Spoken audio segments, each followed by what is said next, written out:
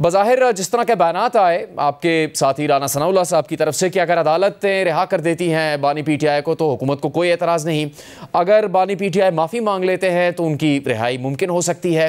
तो बज़ाहिर ये लग रहा है कि हुकूमत और मिलिट्री इस्टेब्लिशमेंट तो चाहती है कि मामला सुलझ जाएँ, बानी पीटीआई से कोई सालिसी का रास्ता निकल आए, लेकिन सलमान अकरम राजा साहब के बयान से ये बात वाज़ेह हो गई कि बानी पीटीआई तो माफ़ी नहीं मांगेंगे।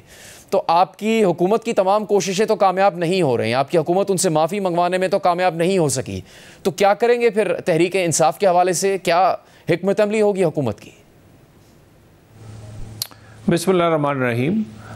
देखिए, जो माफ़ी है वो काफ़ी नहीं है और माफ़ी इतराफ़ जुर्म हो सकता है, और इसलिए कि बहुत सारे शवाहिद ऐसे हैं कि उसके बाद इतराफ़ जुर्म के अलावा इनके पास कोई और ऑप्शन नहीं। बहरहाल अगर कुछ लोग अभी भी वो समझते हैं या बानी पीटीआई समझते हैं कि वो इतनी शवाहिद और इतनी गवाहियों के बावजूद भी माफ़ी नहीं मांगेंगे, तो लोग को पता है कि सच क्या है। बाकी रही बात, बड़ी क्लैरिटी है हुकूमत में, और आप इस्टेब्लिशमेंट की बात करते हैं। देखिए, इस्टेब्लिशमेंट पे ये हमलावर हुए हैं, एस्टेब्लिशमेंट इन पे हमलावर नहीं हुई।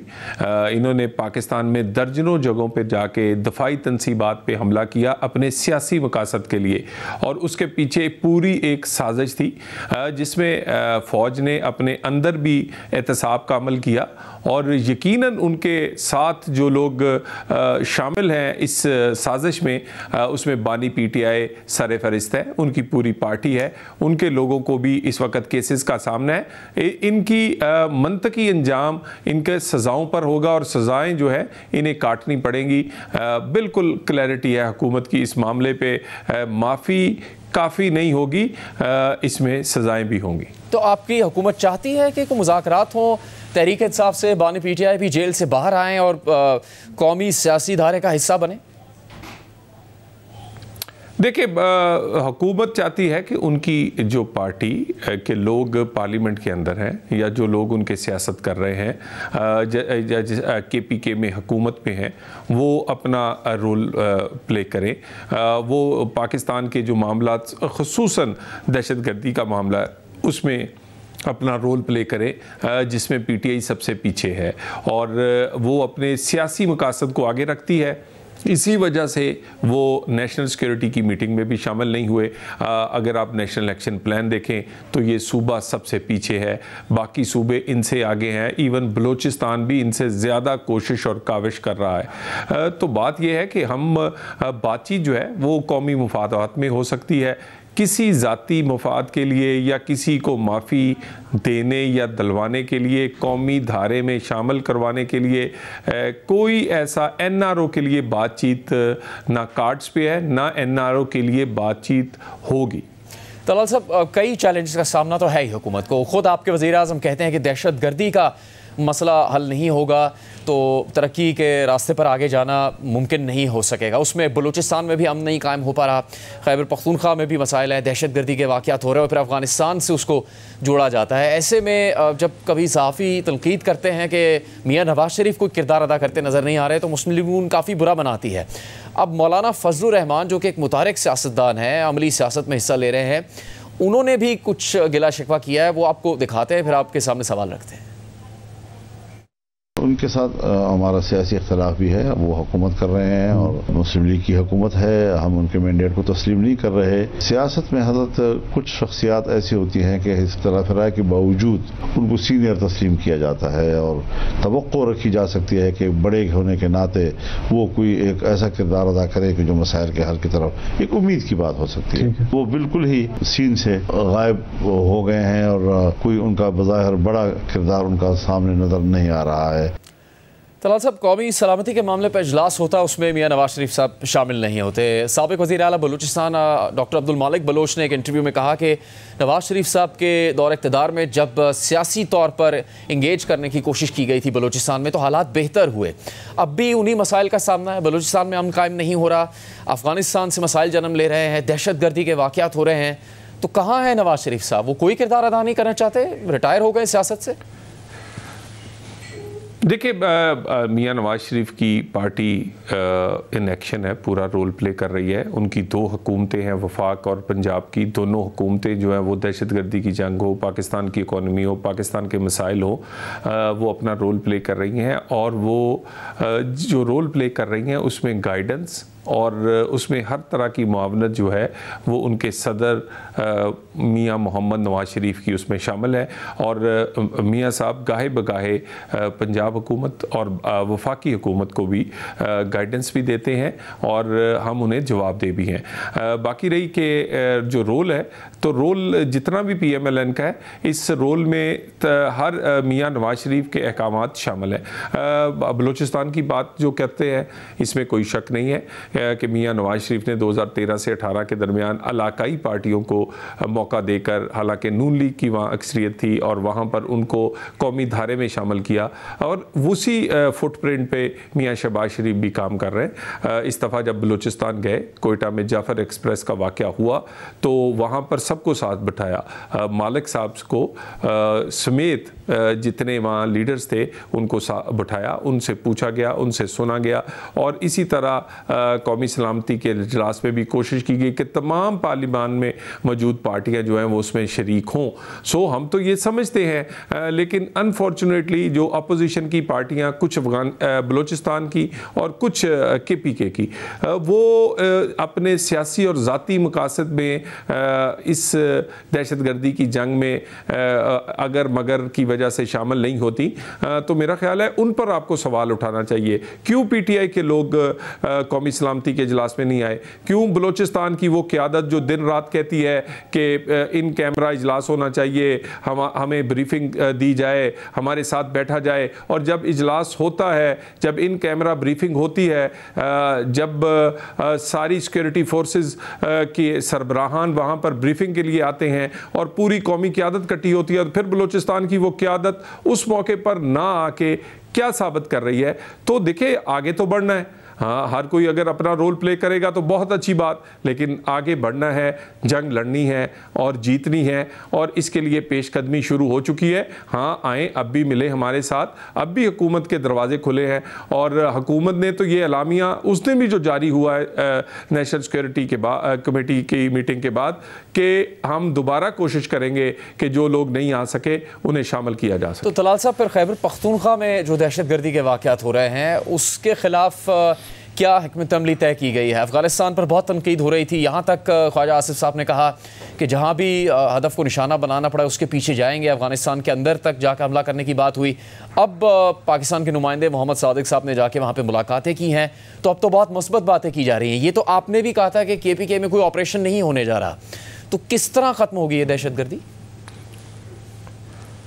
देखिए, ऑपरेशन नहीं होने जा रहा। आज की मैं सिर्फ आपको बात बता दूं, आज जो इंटीरियर मिनिस्टर मोहसिन नकवी साहब की क़यादत में नेक्टा की एक इजलास हुआ जिसका उसके गवर्नर बॉडी का, और इसी तरह एक आज जो नेशनल एक्शन प्लान और इसी तरह काउंटर टेररिज्म की जो पूरे चारों सूबों की में कैंपेन है, उस पर भी मोहसिन नकवी साहब ने एक डिटेल इजलास किया। तो हुकूमत की, वज़ीर आज़म की, वज़ीर आज़म ऑफिस की नेशनल एक्शन प्लान पर अमलदारी हो, पाकिस्तान में काउंटर टेररिज्म की जितनी भी एक नेशनल एक्शन प्लान के तहत चीज़ें चल रही हैं, इसी तरह जो अज़्म इस्तेकाम है वो चल रही है। रोज़ाना की बुनियाद पर सैकड़ों ऑपरेशन जो हैं वो इंटेलिजेंस बेस होते हैं। इसके साथ साथ जो काउंटर टेररिज्म की बाकी कैपेसिटी बिल्डिंग, उनकी फंडिंग, उनकी बाकी मामलात, तो इसी तरह फॉरेन अफेयर्स के मामले पे हुकूमत जो है वो हमसाया ममालिक से बात करने का फ़ैसला हुआ था, वो बातचीत कर रही है। हम तो चाहेंगे कि ये हमारे हमसाए भी हैं और इस्लामी ममालिक भी हैं, इन्हें भी उतना ही दर्द होना चाहिए कि आप एक ऐसे दहशतगर्द जिनको ना रमज़ान का ख्याल ख्याल है, ना मस्जिद का ख्याल है, ना नमाजी का ख्याल है, ना रोज़ादार का ख्याल है। जिसने ना मस्जिद छोड़ी है ना रोज़ादार छोड़ा है, और वो लोग एक जहाद के नाम पर एक इस्लामी मुल्क जो कि इस्लामी जमहूरिया पाकिस्तान है उसके अगेंस्ट वो लड़ना की एक कोशिश कर रहे हैं। तो मेरा ख्याल है ये लोग कुछ लोग मज़हब की बुनियाद पर और इसी तरह BLA इलाकाई नफ़रत की बुनियाद पर ये दहशतगर्दी कर रही है। तो ये हम अपने हमसाया ममालिक से बातचीत कर रहे हैं और उम्मीद है कि अच्छा रिस्पॉन्स आएगा। लेकिन हमने ये फ़ैसला किया है कि हम इसकी जड़ों तक पहुँचेंगे और हम इसको ख़त्म करके ही दम लेंगे। वज़ीर आज़म पाकिस्तान ने कहा है कि मेरी तनख्वाह का भी एक पैसा ना बचे, मगर दहशतगर्द नहीं बचना चाहिए। इसके लिए जितनी फंडिंग है वो आर्मी चीफ और सिक्योरिटी फोर्सेस को कहा। आपने मोहसिन नकवी साहब का भी जिक्र किया, आपकी भी उनसे मुलाकात हुई है? जी, मेरी उनसे बिल्कुल 2 दिन पहले लाहौर में मुलाकात हुई। आज उन्होंने बड़ी लंबी मीटिंग्स जो हैं वो पूरे पाकिस्तान में चारों सूबों में नेक्टा के हवाले से, नेशनल प्लान के हवाले से, काउंटर टेररिज्म कैंपेन के हवाले से एक बड़ी लंबी मीटिंग है। इंटीरियर मिनिस्ट्री और ऑनलाइन उन्होंने बहुत सारी की हैं। तो तलाल साहब, लेकिन एक्शन है, अब आपने खुद तस्दीक की है कि वो मीटिंग तो उन्होंने की है, लेकिन वो ना कोयटा गए हैं, ना वो कौमी सलामती की कमेटी से मुताल्लिक़ इजलास में उन्होंने शिरकत की। पिछले 2 हफ्ते से मंजर आम पर भी नहीं है, कई लोगों से रब्ता करने पे उनका रब्ता नहीं हो पा रहा। तो कई तरह की खबरें आ रही थी कि कुछ नाराज़गी है, कुछ ऐसे मामलात हैं वजारत से मुताल्लिक़ जिस पर उनकी कोई नाराज़गी है। एक बात की तो तस्दीक हुई कि आपसे शायद उनकी कोई नाराज़गी नहीं है, आप खुद ही तस्दीक कर दें इस बात की। देखिए, बिल्कुल भी ऐसी कोई नाराज़गी है ही नहीं है। ये बिल्कुल बेपर की उड़ाई जा रही हैं। उनकी कुछ तबीयत नासाज थी जिसकी वजह से वो शिरकत नहीं कर सके थे कुछ मीटिंग्स में। अल्हम्दुलिल्लाह आप बेहतर हैं। और वजारत दाखिला आप पिछले साल की, मैंने तो कहा है, मैंने फ्लोर ऑफ द हाउस यानी कौमी असम्बली में भी कहा है और मैं मीडिया को भी कहता हूँ कि 1 साल की जो कारकर्दगी है वो आप उस पर बातचीत होनी चाहिए। वो नेशनल एक्शन प्लान हो, वो पाकिस्तान में एंटी नारकोटिक्स की कैंपेन हो, वो एंटी स्मगलिंग की कैंपेन हो, वो आपकी ह्यूमन स्मगलिंग के अगेंस्ट एक्शंस हों, उसके बाद ICT इस्लामाबाद में डेवलपमेंट के प्रोजेक्ट्स हों और SCO कॉन्फ्रेंस की पुरअमन इनकाद हो या फिर इंटरनेशनल क्रिकेट टूर्नामेंट का इनकाद हो। तो interior ministry full in action है और अल्हम्दुलिल्लाह बेहतरीन चल रही है। बाकी रही बात ये, क्योंकि मोहसिन नकवी साहब पर बात करना आजकल ज़रा आपको पता है पर्दा खबरों में रहता है, तो इसलिए कई दफ़ा इन पर बात होती है। वो चले, आपने कहा वो मुतारिक है तो वज़ारत दाखिला के उम्मीद करते हैं मंजर आम पर आएंगे, बलूचिस्तान का दौरा भी करेंगे और जो भी इकदाम वो कर रहे हैं वज़ारत दाखिला में उसके हवाले से वो आगाह भी करेंगे। तलाल चौधरी साहब, फरहान मलिक साहब की गिरफ्तारी का मामला ज़ेर बहस है। उनसे मुतालिक जो FIA की तरफ से FIR है उसमें सिर्फ तनकीद करने के हवाले से जिक्र है, ये नहीं बताया गया कि उन्होंने क्या गुनाह सरजद किया है, क्या जुर्म किया है, किस कानून की खिलाफ वर्जी करके उन्होंने इस मुल्क को नुकसान पहुंचाया है, फिर भी वो गिरफ्तार है। तो जिस बात का खदशा था पाकिस्तान की तमाम सहाफ़ती तंजीमों को कि PECA कानून को इस्तेमाल किया जाएगा आज़ादी इजहार राय के ख़िलाफ़, उस पर अब अमल दरामद शुरू कर दिया आपकी हुकूमत ने? देखिए, एक तो बड़ी अफसोस की बात है कि PECA को बने हुए मेरा ख्याल कोई 2 महीने से ज़्यादा हो गए और आप TV पे बैठ के क्या बात नहीं करते। आपका TV है, आपके बड़े ज़बरदस्त किस्म के एंकर्स हैं, इसी तरह बाकी बहुत सारे चैनल्स हैं। लेकिन देखिए, बात ये है कि आप अगर जो रेगुलेट करना है सोशल मीडिया को, वो पूरी दुनिया में कर रहे हैं और ये वक्त की ज़रूरत है और उसको रेगुलेट होना है। वो आप उसको मादर पेदर आज़ाद नहीं छोड़ सकते। उनको FIA, जो आप फरहान साहब की बात कर रहे हैं, FIA ने उन्हें पहले बुलाया उन्हें पूरा मौका दिया और वो वहाँ पेश भी होते रहे, लेकिन वो जिस जो सवाल किए गए उन पर वो मुतमिन नहीं कर सके, जिसकी बुनियाद पर बाद में वो गिरफ्तार हुए।